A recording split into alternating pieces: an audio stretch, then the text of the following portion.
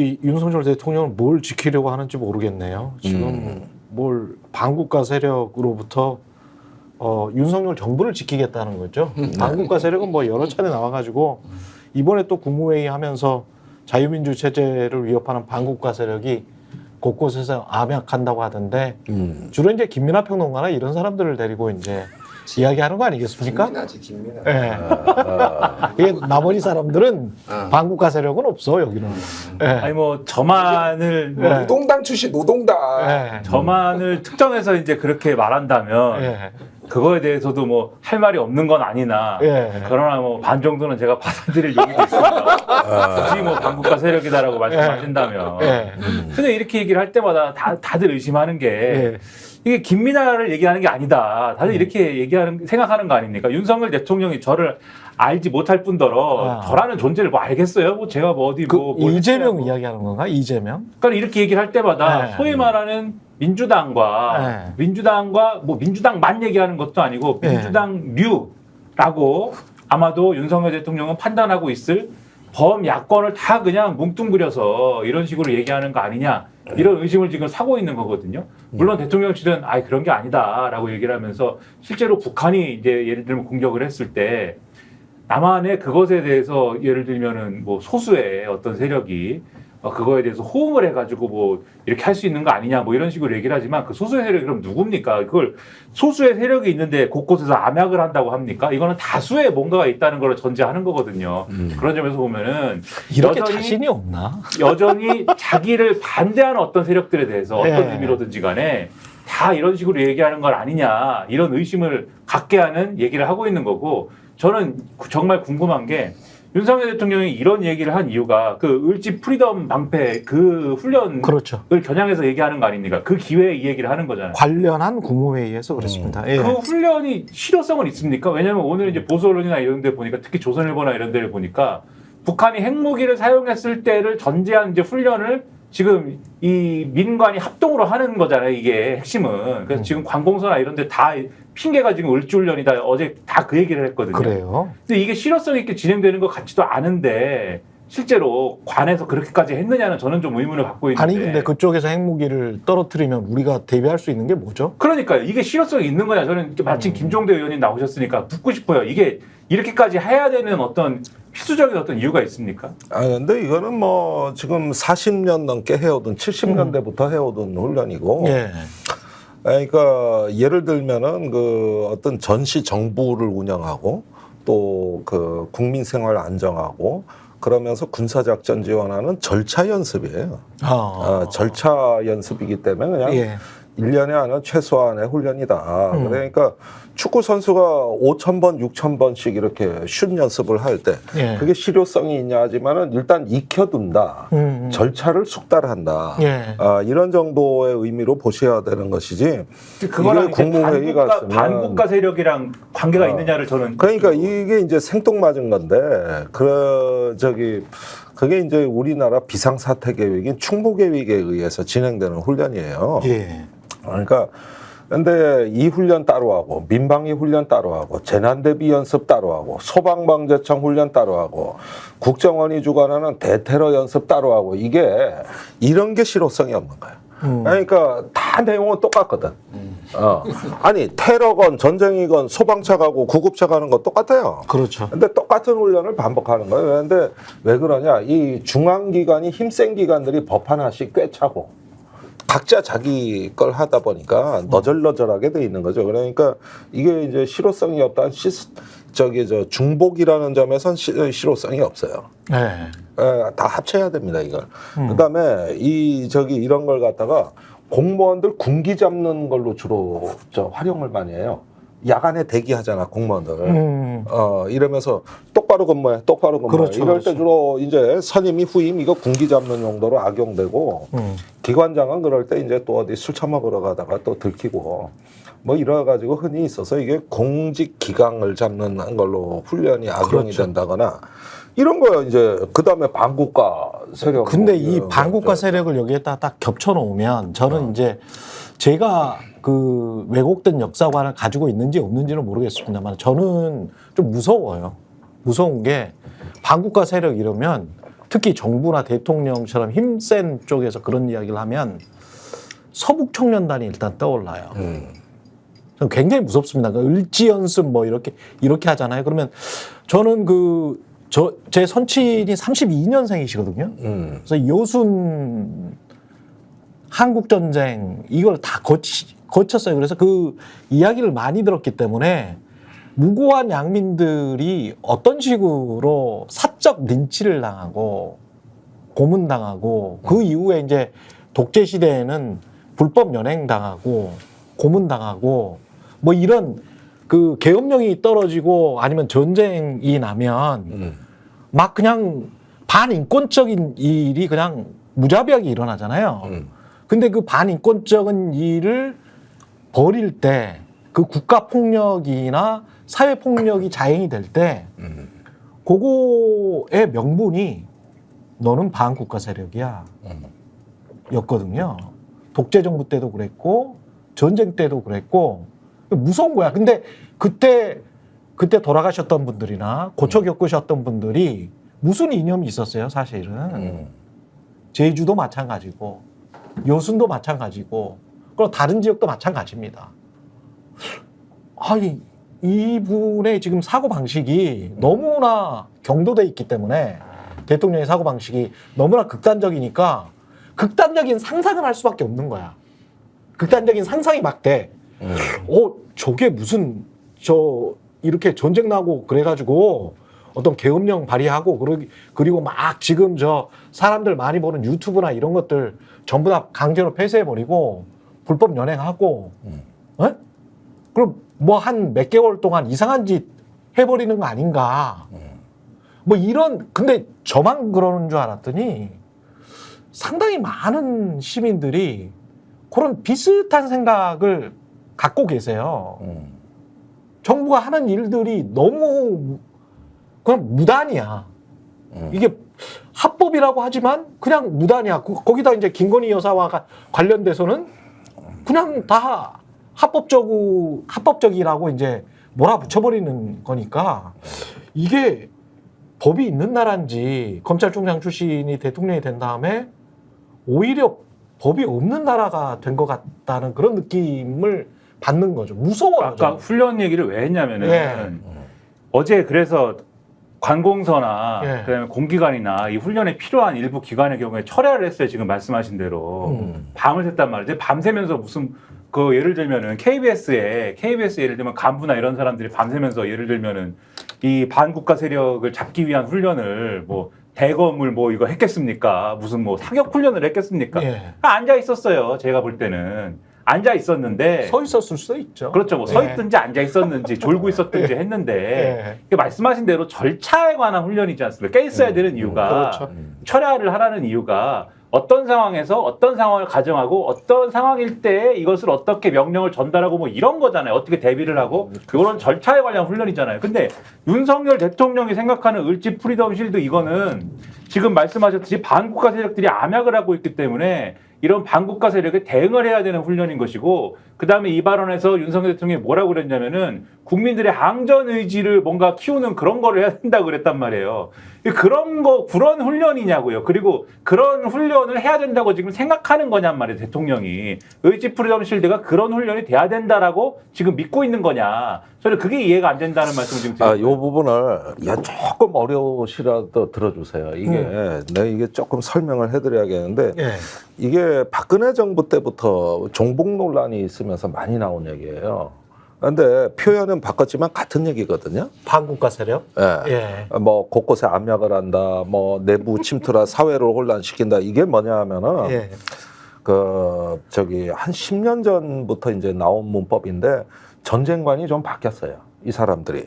이제 이게 상당히 논란의 소지가 많은 대목인데 뭐냐면 옛날에는 대규모 군대가 화력과 화력이 충돌하는 이런 전쟁관을 기본으로 했던 거예요. 기본 모델로. 근데 최근에 와서 그 미국의 윌리엄 린드라는 전쟁학자가 제4세대 전쟁이라는 걸 주장했는데 이게 한국 사회에 끼친 영향이 어마어마하게 커요. 사이버 전쟁입니까? 아니 그 사람 이론에 따르면은 뭐냐 하면은 이제 현대는 이렇게 제복 입은 군대가 대규모 충돌하는 전쟁은 거의 사라졌다는 거예요. 그게 아니고 이제 이게 연결된 사회가 되고 예. 이제 IT 인프라가 확산이 되고 산업화 도시화가 되니까 전쟁 양상이 뭐냐면은 주로 상대방의 시스템과 인프라 예. 이걸 이제 센터 오브 그래비티라고 중심을 붕괴시키는 전쟁이 됐다. 그래가지고 어떤 심리전 또 사이버전 또는 어떤 분란전이라고 주로 한단 말이에요.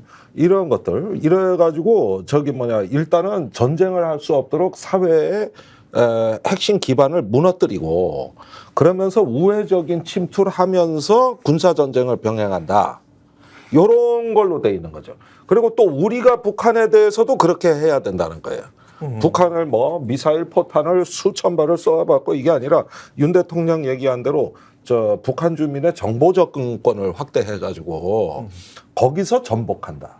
그다음에 전쟁도 여기서 정규 부대가 아니라 특수 부대가 미리 북한에 침투해 있다가 유격전을 전개한다고 돼 있어요. 유격전을 전개한다. 예.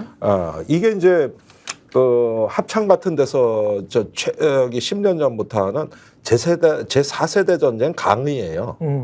그런데 이게 이라크, 이란, 아프가니스탄에서 실제로 나타난 거야. 이런 전쟁 양상이. 예. 그러니까 이걸 복합 전쟁이라고도 해. 그런데 이걸 중국에서는 초한전이라 그래. 그러니까 한계를 초월했다. 예. 비욘드 더 리밋 워페어라고 한단 말이야. 그러면서 이제 국가급 전쟁보다도 요즘 전쟁은 거의 다 내전이에요. 그리고 후방에 이렇게 많이 이 우크라이나도 보면은 어디가 전선인지 몰라요. 그러면서 이걸 갖다가 하나의 트렌드로 받아들여 가지고 이러면서 가장 여기서 중요한 게 적과 내통하는 내부의 적이라고 돼 있어. 그러다 보니까 거기에서 4세대 전쟁에서 가장 중요한 게 가장 중요한 게 적과 내통하는 내부의 그래서 적. 북한이 밀정이네. 무슨 남한내 협조 세력 또는 사이버전, 가짜 뉴스 이런 걸 통해 가지고 분란전을 한다고 돼 있다고. 분란전을. 예. 근데 이게 뭐냐면은 일종의 이라크나 아프간전 같은 데서는 실제 그런 일이 많죠. 우크라이나 전쟁도 그렇고. 근데 여기는 국경이 잘 통제되고 있다고. 그렇죠. 한국은. 그리고 시스템이 분리돼 있단 말이야, 남북한이. 그렇죠. 그리고 북한에 해킹할 게 뭐 있어? 거기 인터넷 우리는 그거였어요. 해킹할 게 없고 그쪽에서 해킹할 거는 좀 있겠죠. 그런데 이게 물밀듯이 들어오다가 그때부터 이제 그 종북 논란이 아무렇게나 나타난 게 아니에요. 이게 이제 군에서 내는 교재들이 있어요. 그러면 남한 내 종북 세력해서 그때 평택 유륙을 폭파한다. 해와 전화국을 폭파한다.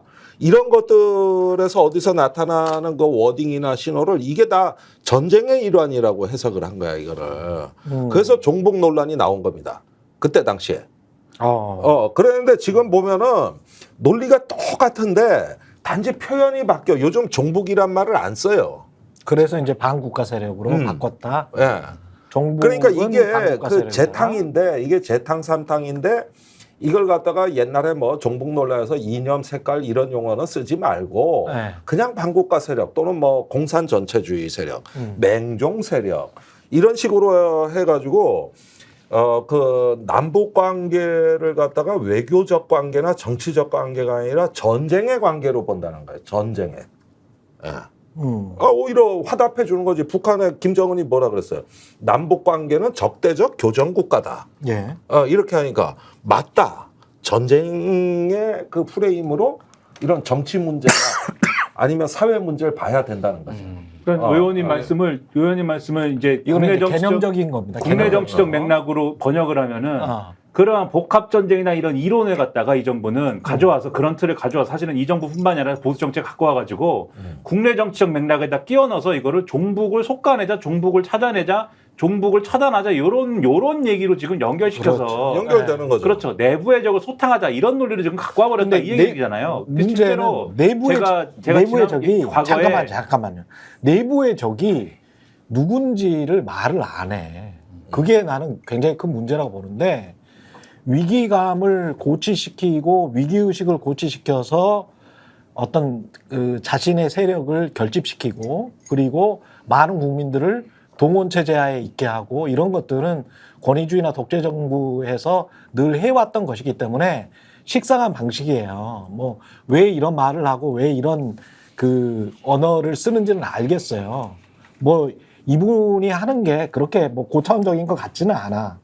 그러나 저는 정말 그 유권자로서 세금을 내고 국방의 의무를 했던 유권자로서 좀 불쾌해요. 그러면 종북 세력이 나는 아니란 말이야. 어? 나는 북한 별로 좋아하지 않거든. 누구냐? 윤석열이 말하는 종북 세력은 또는 반국가 세력은 누구냐? 그거를 명확하게 지금 광복절 경축사 지난해 광복절 경축사도 그랬고 몇 번 지금 이런 이야기 비슷한 이야기를 하잖아요. 국가 뭐 전복 세력 뭐 이런 이야기를 하잖아요. 이야기를 명확히 하지 않고 이런 식으로 사람들을 겁주는 거 있잖아요. 이것 자체가 권위주의 독재 정부와 똑같은 모습이거든. 근데 한국인들이 너무나 똑똑하기 때문에 씨알도 안 맥혀.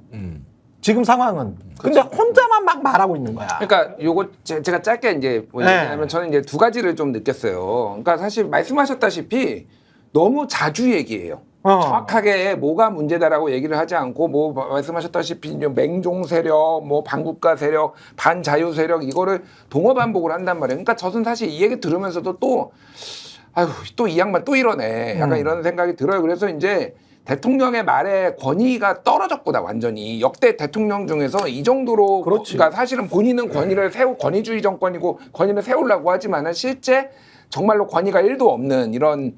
그래서 이게 저는 솔직히 최경영 진행자께서는 위협적으로 느낀다고 하셨는데 저는 이거는 위협적으로 느껴지지 않아요. 그리고 말씀하셨듯이 우리 국민이 굉장히 이런 류의 어떤 국가 지배 체제에 대해서 저항을 해온 역사가 있고 이거에 대해서 문제 제기를 해왔던 역사가 있기 때문에 이거 자체는 저는 이제 그렇게 크게 위협적으로 느끼지 않는데 제가 느끼는 거는 이제 큰 틀에서 보면은 그러니까 이 네타냐후 이스라엘의 네타냐후 총리 같은 모델을 좀 생각하는 거 아닌가 이런 생각이 좀 들어요. 그러니까 네타냐후가 어떤 상황이냐면은 예. 부정부패 혐의로 이 사람이 지금 기소가 된 상황이에요. 총리를 내려오면은 바로 구속입니다. 깜빵 갈 가능성이 매우 높아요 지금. 그렇기 때문에 지금 연정이 붕괴가 거기는 이제 내각제 의원 중심제니까 의회 중심제니까 지금 극우랑 손을 연정이 붕괴가 된 다음에 극우랑 손을 잡고 그런 다음에 지금 주변 국가들한테 계속 시비를 거는 거예요.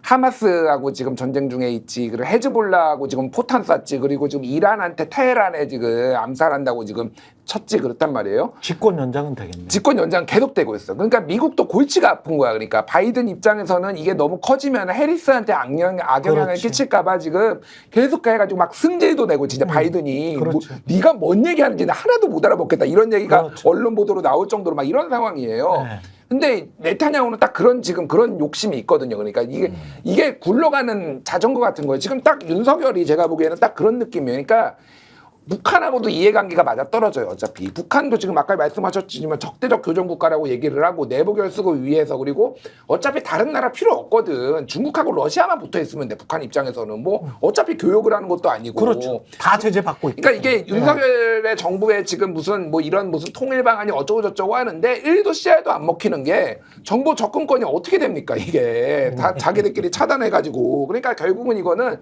야, 국지전 가는 거 아니야? 저는 약간 이런 위기감이 그러니까. 있어요. 위기감 그러니까. 딱 그거예요. 지금 네. 집권 체제 유지를 위해서 이 정도로 지지율이 낮으면은 야, 그러면 이제 내부 결속은 어떻게든 되거든. 그래서 뭐 전면전까지는 저는 안 갈 거라고 보지만은 어떤 식으로든 도발을 계속 이제 북한을 찔러보겠죠. 이런 식으로 찔러보고 저런 식으로 찔러보고 약간 그런 상황인 것 같아요. 지금 제가 보기에는. 아까 이제 말하다 말았는데 이스라엘의 경우에는 이제 네타냐후 체제 그 뒷받침해 주는 게 유대교 원리주의자들이 세력으로 있어서 그런 거잖아요. 그러니까 유대교 아주 그 극단적인 원리주의자들이 세력으로 있기도 하고 그 나라의 경우에는 그게 다른 나라에서는 일종의 포퓰리즘으로 이게 이 촉발됐어야 될 것들이 종교적으로 거기는 연결돼 있어 그들이 그렇게 커지고 있기 때문에 네타냐후의 그런 전략이 가능한 건데 여긴 또 다르다 이 점이 있고 그 다음에 제가 아까 얘기하려던 게 이 박근혜 정권 제가 군대를 늦게 가가지고 박근혜 정권 때까지 예비군 훈련을 갔어요. 근데 예비군 훈련을 가면은 이것도 지난번에 한번 말씀드린 것 같은데 영상을 막 틀어줍니다. 영상을 틀어주면은 월남 패망의 교훈 이런 걸 막 틀어줘요. 아직도 그런 거예요? 그러니까 박근혜 정권 때 틀었어요. 아직도 그런 거 하는구나. 그게 이제 아까 김종대 의원님 말씀하신 해망은 뭐 잘만 살던데. 네, 그 얘기인데 그게 이제 그 당시에 자본주의로 변해서. 그 당시에 이제 예. 그 당시에 그 호치민의 공산당이 그 이제 자기들의 어떤 스파이를 다 심어놨는데 예. 그 사람들이 평소에는 자유주의자나 예.